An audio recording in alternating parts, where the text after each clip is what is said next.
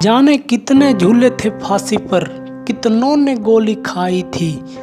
क्यों झूठ बोलते हो साहब कि चरखे से आज़ादी आई थी।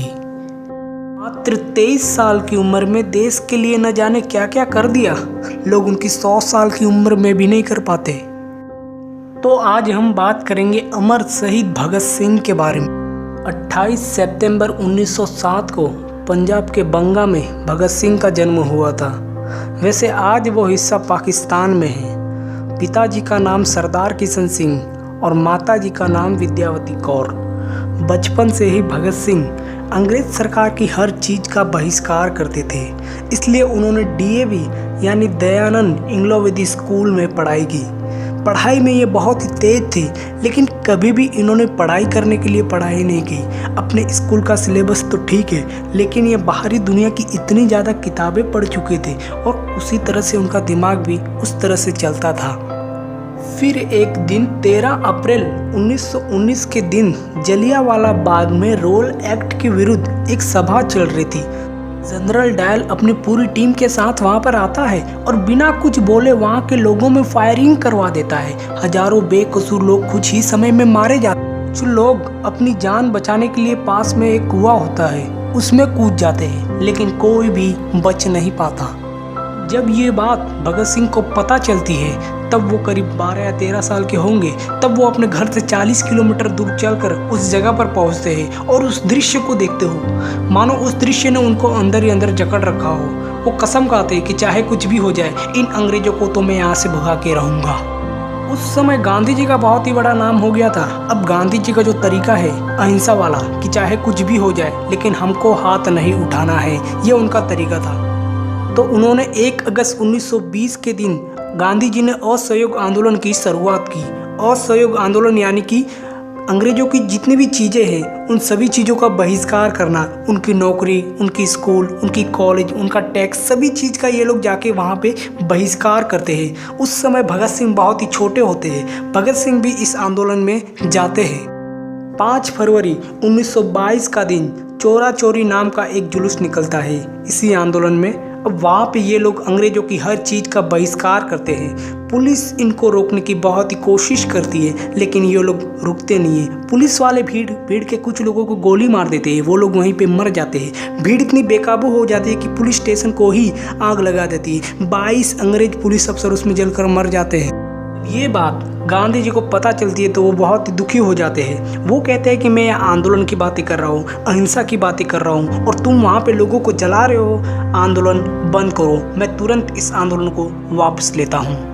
अब ये बात भगत सिंह को हजम नहीं होती है। वो बोलते हैं बंद करो, मतलब गांधी जी की बहुत ही रिस्पेक्ट करते थे, लेकिन इस बात से बिल्कुल भी एग्री नहीं करते थे। उनका कहना था कि ये लोग हमारे साथ इतने बुरा बर्ताव कर रहे हैं, हमारे किसान भाइयों को इतना मारा पीटा जा रहा है और हम चुप बैठे, ऐसा नहीं होगा।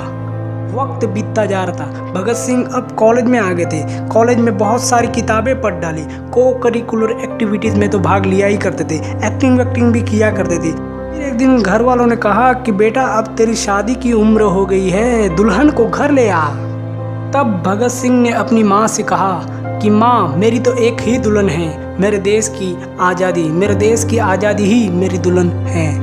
फिर एक दिन चिट्ठी लिखकर घर पर छोड़कर भाग जाते हैं। अब भगत सिंह की लाइफ में टर्निंग पॉइंट आता है जब वो चंद्रशेखर आज़ाद, राजगुरु सुखदेव जैसे कई लोगों से मिलते हैं। और वहाँ पे तो इन सब की सोच ही एक जैसी है कि बस अब भारत देश को आज़ाद देखना है। तो ये लोग कुछ बड़े बड़े प्लान्स बनाते हैं, लेकिन इनके पास ना पैसे नहीं होते हैं। तो ये और इनकी पूरी टीम 9 अगस्त 1925 के दिन सरकारी खजाना लूटते हैं, जिसे हम काकोरी कांड के नाम से भी जानते हैं। इस चक्कर में रेल लूटते समय इनके 4 आदमी पकड़े जाते हैं। चारों को फांसी की सजा होती है।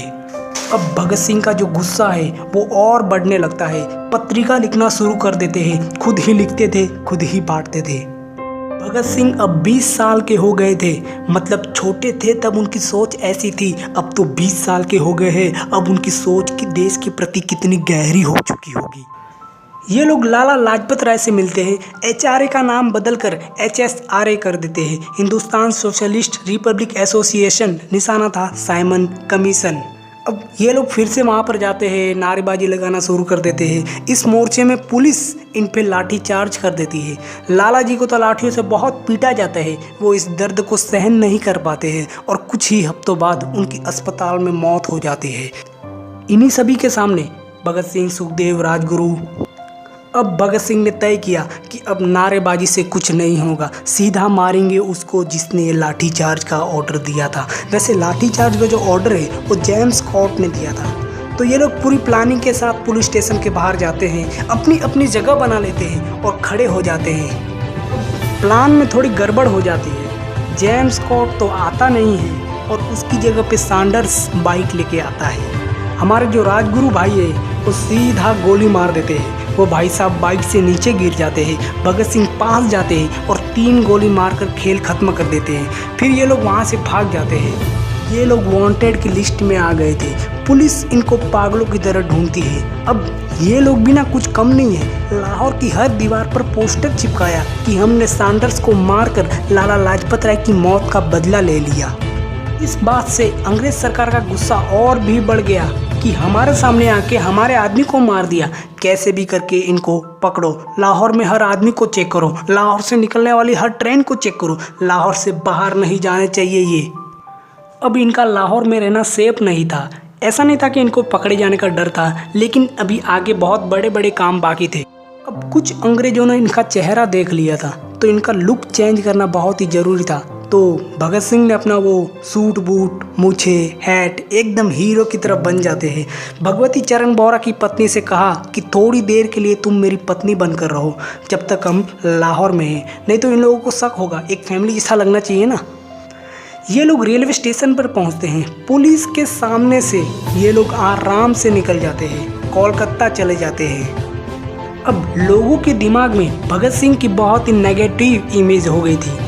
पुलिस वालों ने लोगों को यही बताया था कि ये लोग आतंकवादी हैं, बुरे लोग हैं, लोगों को जान से मार देते हैं। मतलब एक तरफ कोई इंसान अपने ही देश के लिए इतना लड़ रहा है, अपने ही देश के लिए इतनी बड़ी रिस्क ले रहा है, और दूसरी तरफ अपने ही लोग उनके बारे में ऐसा सोचते हैं। कितना बुरा लगता होगा।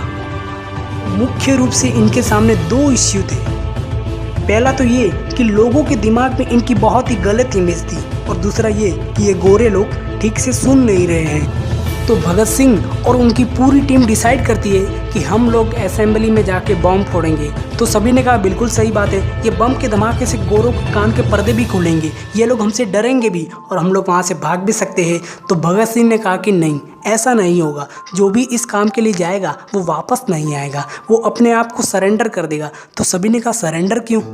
तो भगत सिंह ने कहा कि लोगों के दिमाग में हमारी गलत इमेज है, सरेंडर करके हम ये साबित करेंगे कि हम जो कुछ भी कर रहे हैं हम अपने देश के लिए कर रहे हैं, सोच समझ के कर रहे हैं। जब कोर्ट, जब मीडिया हमारे बारे में पूछेगी तब हमारे विचार लोगों तक पहुंचेंगे, लोगों को पता चलेगा कि हमारा इरादा गलत नहीं है। तो सभी ने कहा ठीक है। बटुकेश्वर दत्त को साथ लेकर भगत सिंह असेंबली पहुँचते हैं। असेंबली में खाली जगह देखकर बम को फेंक देते हैं। वैसे बम फेंककर किसी को नुकसान नहीं पहुंचाना चाहते थे, तो बम का धमाका सुनकर लोगों में अफरा तफरी मच जाती है। चाहते तो भगत सिंह अब वहां से भाग सकते थे, लेकिन नहीं भागे। अब ये लोग नारेबाजी लगाते हैं, इनकलाब जिंदाबाद, इनकलाब जिंदाबाद। साथ में ये लोग घर से कुछ पर्चे लेके आए थे जिसमें लोगों के लिए मैसेज था, तो उसको उछालना शुरू कर देते हैं। अंग्रेज इनको आगे पकड़ लेती है। भगत सिंह और बटुकेश्वर दत्त को जेल में डाल देते हैं। एक एक कोठरी में 10-10 हिंदुस्तानी कैदियों को रखा जाता था। ना खिड़की होती थी, ना बिजली होती थी, खाना भी गंदा, पानी भी गंदा। जहाँ ये लोग सोते थे वहाँ पे कोई साफ सफाई भी नहीं होती थी, कोई बुक भी नहीं देते थे पढ़ने को। और ये सारी फैसिलिटी अंग्रेज कैदियों को बहुत ही अच्छे से दी जाती थी। भगत सिंह ने इस चीज़ का विरोध किया कि ये सारी बेसिक चीज़ें हैं जो एक कैदी को दी जानी चाहिए। तो इन लोगों ने आंदोलन शुरू कर दिया। कहा कि जब तक हमारी मांगे पूरी नहीं होगी हम खाना नहीं खाएंगे। अंग्रेजों ने कहा देखते हैं कब तक नहीं खाते हैं, लेकिन ये तो भगत सिंह थे भाई। जैसे जैसे दिन बीतते जा रहे थे अंग्रेजों का टेंशन बढ़ता जा रहा था। अंग्रेज भी सोच में पड़ गए कि यार ये कौन सी मिट्टी का बना है, आंदोलन की वजह से इसको अंदर किया, अब अंदर ही आंदोलन शुरू कर दिया। सबसे पहले इसको यहाँ से अलग करो ताकि बाकी लोग इसकी बातों में ना आए। इनको ज़बरदस्ती खाना खिलाया जाता था, ज़बरदस्ती इनको मारा पीटा जाता था। 64 दिन तक ये आंदोलन चला। भूख की वजह से इनका एक साथी शहीद हो गया। अब अंग्रेज थक चुके थे, भगत सिंह की सारी फैसिलिटी अवेलेबल करा देते हैं तो भगत सिंह फिर से बुक पढ़ना शुरू कर देते हैं। 300 से ज़्यादा किताबें वहाँ अंदर बैठे बैठे पढ़ ली, 3-4 हज़ार पेजेस लिख डाले। अंदर बैठे बैठे बाहर क्रांति बढ़ा रहे थे, अब इनको रोके तो रोके कैसे, ये सवाल खड़ा हो चुका था। गांधी जी को ये बात सही नहीं लगी। उनका कहना था कि ये गलत तरीका है आज़ादी पाने का, मारपीट से किसी भी इंसान को जीता नहीं जा सकता। उनका कहना था कि हम अंग्रेज को समझाएंगे, उनके साथ बातचीत करेंगे, उनके साथ आंदोलन करेंगे, फिर उनको यहाँ से जाने को कहेंगे। दूसरी तरफ भगत सिंह का ये कहना था कि अब इनके साथ कोई बातचीत नहीं होगी, बहुत कर लिया आंदोलन, अब इनको यहाँ से जाना ही पड़ेगा, चाहे इनको मारना ही क्यों न पड़े। कि इन लोगों ने भी पहले शांति से बात करने की कोशिश की थी, लेकिन इनके बहुत बुरे बुरे बर्ताव देख चुके थे। 24 मार्च 1931 को फांसी की डेट तय हुई। अब अंग्रेजों का टेंशन बढ़ रहा था, क्योंकि फांसी की खबर देश में बहुत तेज़ी से फैल रही थी। अंग्रेजों को डर था कि ये लोग आ गए, दंगा वंगा हो गया, इनको भगा लिया तो फिर ये तय करते हैं कि फांसी 24 को नहीं 23 की शाम को देंगे, क्योंकि 24 को जब हिंदुस्तान पता चलेगा तब ये लोग होंगे ही नहीं। जब ये खबर भगत सिंह को देते हैं कि चलो अब तुम्हारा फांसी का समय हो गया, तो भगत सिंह कहते हैं कि रुको, दिख नहीं रहा है क्या, एक क्रांतिकारी दूसरे क्रांतिकारी से मिल रहा है। तब भगत सिंह लेनिन की बायोग्राफी पढ़ रहे थे, कुछ पन्ने पढ़ने को बाकी थे, तो उन्होंने कहा कि पहले मैं इसे पूरी पढ़ लेता हूँ, फिर चलते हैं। ऐसे ही किताब पूरी होती है, उसे हवा में उछाल देते हैं और हंसते हंसते कहते हैं कि चलो। अंग्रेज तो सोच में पड़ गए कि यार ये डर क्यों नहीं रहा। भगत सिंह, सुखदेव और राजगुरु मेरा रंग दे बसंती चोला गाते हुए आगे बढ़ते हैं। अंग्रेज भी सोच में पड़ जाते हैं कि यार ये लोग मर तो जाएंगे ना, अगर बच गए ना तो अपना तो खेल ही खत्म हो जाएगा।